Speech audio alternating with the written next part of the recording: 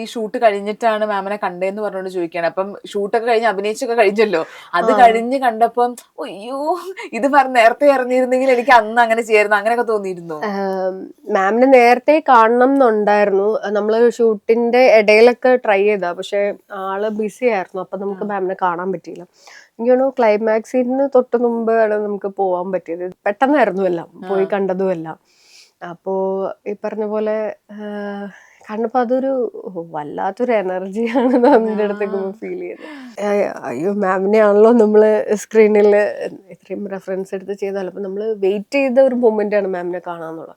നമ്മൾ ചോദിച്ചപ്പോൾ പറഞ്ഞൊരു കാര്യമാണ്, അതുപോലെ ഞാൻ കരഞ്ഞിട്ടൊന്നുമില്ല. നമ്മുടെ കണ്ണീരിന്റെ വില അറിയില്ലാത്തവരുടെ മുമ്പിൽ നമ്മൾ കരഞ്ഞിട്ടെന്താ. മൊത്തം നമുക്ക് വാശിയായിരുന്നു, പോരാടാനുള്ള വാശിയായിരുന്നു കൂടിയത്, കരച്ചിലല്ല. ശരിയാ, എന്റെ ക്യാരക്ടറും ത്രൂ ഔട്ട് വന്നപ്പോ എനിക്ക് തോന്നുന്നത് അനുരാജ് പറഞ്ഞു എന്നോട്, അങ്ങനെ നമുക്ക് എല്ലാം സ്ട്രോങ് ആയിട്ട് നിൽക്കാനാണ് അവരും ഇൻസ്ട്രക്ട് ചെയ്തത്. എനിക്ക് തോന്നുന്നു മൊത്തത്തില് അങ്ങനെ അയ്യോ ഞാൻ അങ്ങനെ ചെയ്തില്ലല്ലോ എന്ന് തോന്നിയില്ല. ഓക്കെ അങ്ങനെ വന്നല്ലോ തോട്ടായിരുന്നു.